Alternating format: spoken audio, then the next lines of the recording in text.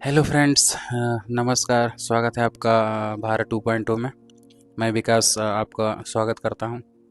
आज हम लोग बात करेंगे बिहार के डेवलपमेंट के बारे में, और इस पे चर्चा करने के लिए हमारे साथ मौजूद हैं मिस्टर आदित्य। बिहार एक्चुअली में पिछले 30 साल 40 साल या कहें आज़ादी के बाद से ही जो पिछड़ा और पिछड़ते गया, और आज सबसे पिछड़ा स्टेट के रूप में जाना जाता है। वहाँ पर एक समस्या हमेशा रहती है फ्लड का, जिसके चपेट में करीब करीब आपका 5 से 6 जो जिला है, जो बिल्कुल रूप से ही डूब जाता है। और ये हर साल का कहानी है। सरकार इस पे कोई एक्शन प्रोएक्टिव अभी तक नहीं ले पाई है, सिर्फ वादे ही किया जाता है। तो इन सब, और रोजगार में भी वही चीज़ है कि हम लोग बिहार सरकार उतने रोजगार जनरेट नहीं कर पा रही है, जिससे कि बहुत सारे जो निवासी हैं यहाँ के बिहार के, वो बाहर कमाने जा रहे हैं। यहाँ तक कि सऊदी अरब तक जा रहे हैं कमाने के लिए। तो किस तरह से रोजगार उनको उनके डिस्ट्रिक्ट में, उनके घर पे मिले, स्किल डेवलपमेंट हो, तो इन सब मुद्दों पर बात करेंगे।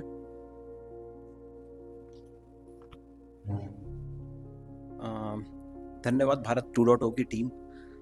धन्यवाद विकास जी मेरे प्रदेश आने के लिए। आज का जो डिस्कशन है वो है रोजगार से रिलेटेड, बिहार के डेवलपमेंट से रिलेटेड, और बिहार पिछड़ा क्यों रह गया। तो देखिए, पहले हम आज के डेट में स्टैट्स देखते हैं कि आज सिचुएशन क्या है बिहार की। Bihar one of the poorest state है इंडिया का, ये तो मान लेते हैं, चलिए ठीक है। लेकिन आप अगर ये देखिए कि हम बोलते हैं कि अफ्रीका जो है ना, एक ऐसा एक ऐसा सब कॉन्टिनेंट है जो रिलेटिवली अंडर डेवलप्ड रह गया। लेकिन बिहार की स्थिति ऐसी है कि कई सारे अफ्रीकन कंट्रीज की जो पर कैपिटा इनकम है उससे भी कम बिहार की पर कैपिटा इनकम है। पॉपुलेशन बढ़ती गई लेकिन लोगों की अर्निंग नहीं बढ़ी, और एम्प्लॉयमेंट की वो अपॉर्चुनिटीज़ नहीं मिली लोगों को जिससे कि वो पैसा बना सकें। क्योंकि नेता हमेशा से ही जाति और संप्रदाय, रिलीजन, इन सब की ही बातें करते रहे और लोगों को इसी में गुमराह करते रहे कि आप इस जाति के हैं तो आप इन्हें वोट दीजिए, आप इस जाति के हैं तो आप ये कीजिए, हम आपके जाति के हैं इसलिए हमें आप वोट दीजिए। तो इस पूरे प्रोसेस में हुआ क्या कि डेवलपमेंट और एजुकेशन, एम्प्लॉयमेंट, ये सब साइड की सीटें ले ली। और चूंकि लोगों को इन चीज़ों में इंगेज करके रखा गया तो उन्हें लगा कि जो उनकी स्थिति है ना वही बेस्ट स्थिति है। वो इस बात को भी मानने को तैयार नहीं होते हैं कि दुनिया एक अलग रफ्तार से बढ़ रही है, दुनिया एक अलग रफ्तार से चेंज हो रही है। मैं ये नहीं बोल रहा हूँ आप सारी चेंजेस आप लेते आए हैं बिहार में, आप सिलेक्टिव चेंजेस भी ला सकते हैं। हाँ, तो लोग बोलते हैं ना कि नहीं भाई हम तो नहीं सुधरेंगे। वो एक एक एक होती है ना बात कि चाहे कुछ भी हो जाए हम नहीं सुधरेंगे, क्योंकि जो हमारा कल्चर है वो सबसे बढ़िया है। हाँ, कुछ चीज़ें हैं जो हमारे कल्चर में अच्छी हैं, उन्हें आप रखिए, उन्हें आप परस्यू कीजिए आगे भी। लेकिन जैसे जैसे समय बदलता है आपको बदलना पड़ेगा, क्योंकि हम सभी ने पढ़ा है चार्ल्स डार्विन की theory, right, theory of evolution. तो अगर आप उसमें ये बोलता है कि सर्वाइवल ऑफ द फिटेस्ट, अगर आप समय के साथ आप नहीं बदलेंगे तो आप एक्सटिंक्ट हो जाएंगे। तो अब ये किसी एक पर्टिकुलर प्रदेश या किसी एक पर्टिकुलर कंट्री के ऊपर एप्लीकेबल नहीं है, बट ये जेनरिक चीज़ें हैं कि भाई आज से 10,000 साल पहले या 1 लाख साल पहले कुछ ऐसे स्पीसीज थे जो चेंज नहीं कर पाए और धीरे धीरे वो विलुप्त हो गए। तो यहाँ विलुप्त का जो मतलब है ना वो थोड़ा कंटेक्स्ट स्पेसिफिक है। ये ऐसा नहीं कि मतलब आप विलुप्त हो जाए, इसका मतलब ये है कि आप जो ट्रेंड चल रहा है उससे आप पीछे छूट जाइएगा। तो इसे हम एक बार में तो सही नहीं कर सकते। इसके लिए हमें एक प्रॉपर, जैसे शुरुआत में हम बोलते थे कि 5 ईयर प्लान लेकर के आया गया था, राइट, प्लानिंग कमीशन के द्वारा, और फिर अभी नीति आयोग है जो कि प्लान्स लेकर के आती है। तो इसके लिए प्रॉपर प्लान लानी पड़ेगी कि भाई अभी आपकी जीडीपी ग्रोथ रेट इतनी है, रिलेटिवली 10 के आसपास है, तो बिहार तो ऑलरेडी इतना गरीब है, तो 10 आपको भले ही लगता हो कि अच्छा ग्रोथ रेट है, बट वो है नहीं। अगर आप ऑलरेडी बहुत नीचे हैं तो 10 ग्रोथ रेट तो कोई मतलब नहीं बनता है, राइट। तो वो स्पीड हमें बढ़ानी पड़ेगी, मतलब स्पीड ऑफ ग्रोथ और एम्प्लॉयमेंट और फंडिंग।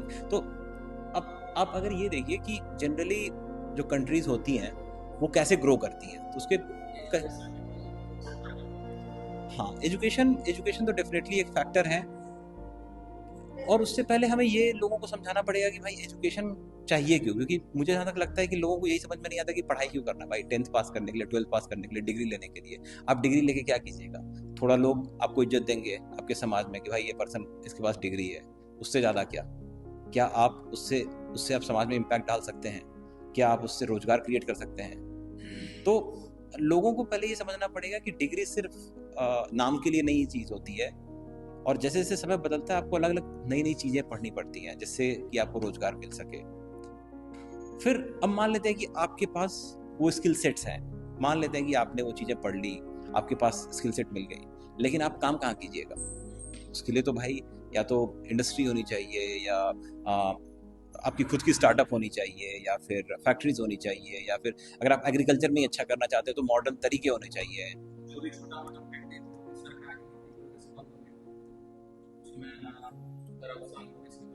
हम्म हम्म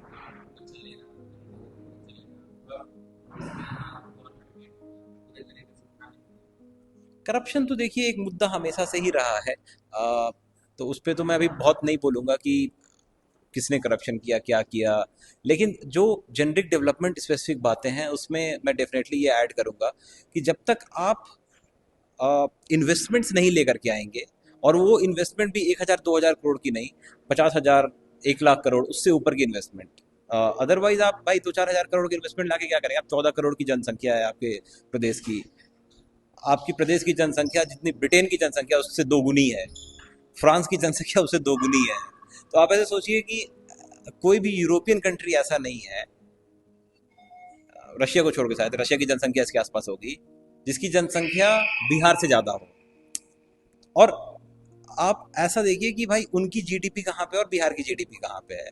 तो सरकार को सरकार को थोड़ा इस डायरेक्शन में काम करना पड़ेगा कि भाई आप इन्वेस्टमेंट लेकर के आइए, लेकिन इन्वेस्टमेंट लाने से पहले आपको इंफ्रास्ट्रक्चर पे काम करना पड़ेगा, आपको रोड पे काम करना पड़ेगा, आपको अच्छी फैसिलिटीज प्रोवाइड करनी पड़ेंगी, आपको ड्रिंकिंग वाटर पे अच्छा और जो सबसे बड़ी प्रॉब्लम है वो फ्लड।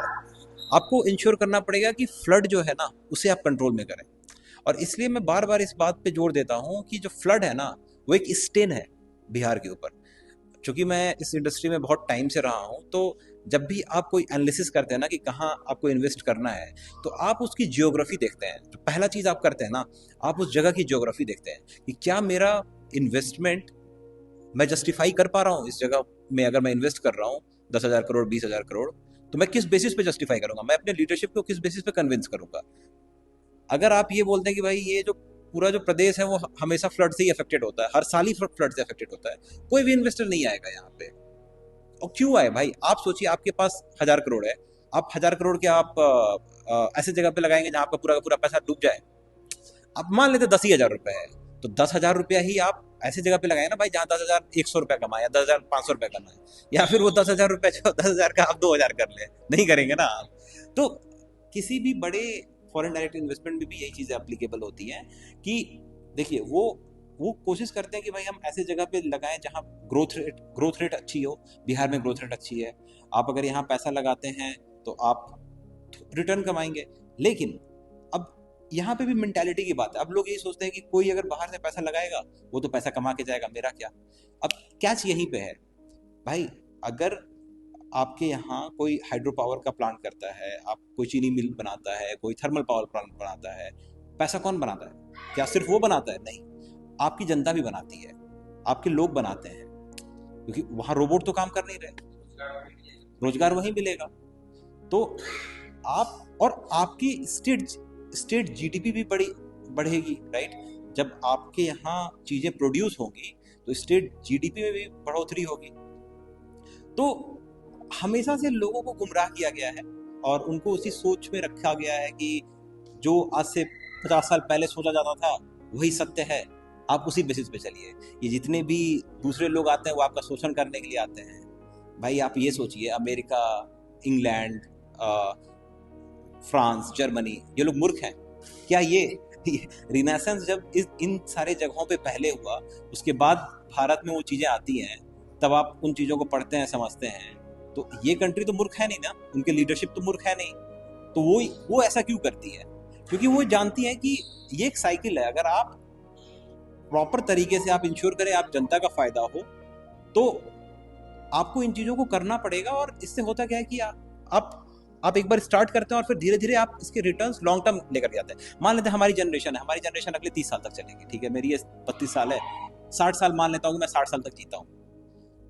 आपको ये इंश्योर करना पड़ेगा कि जब अगला 30 साल बीतेगा, जैसे अभी 2025 है, 2055 या 2050 मान लीजिए, तो 2050 के बाद आप क्या देखना चाहते हैं? क्या आप हिंदुस्तान को, बिहार को उस टाइम पे भी आप दुनिया का सबसे पिछड़ा राज्य देखना चाहते हैं? नहीं देखना चाहेंगे आप, राइट? लिटरेसी में भी सबसे नीचे है। तो इसको विशियस साइकिल बोलते हैं। ये क्या है ना कि ये सारी चीजें एक दूसरे से कनेक्टेड है। आप एक डायरेक्शन से आप चीजें अच्छा करना शुरू करें, आप देखिएगा कि उसके बहुत सारे फायदे निकल के आएंगे।